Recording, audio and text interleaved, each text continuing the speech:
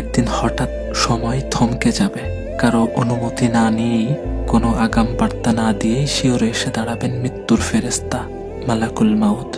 আপনি বুঝতে পারবেন আপনার ডাক এসে গেছে, আপনাকে বিদায় নিতে হবে, আপনাকে আপনার রবের কাছে চলে যেতে হবে। তবে বিদায় নেওয়ার আগে আপনাকে যেন এই আফসোসগুলো করতে না হয়। ইস, যদি একটিবার এই কপাল সেজদায় লুটিয়ে দিতে পারতাম।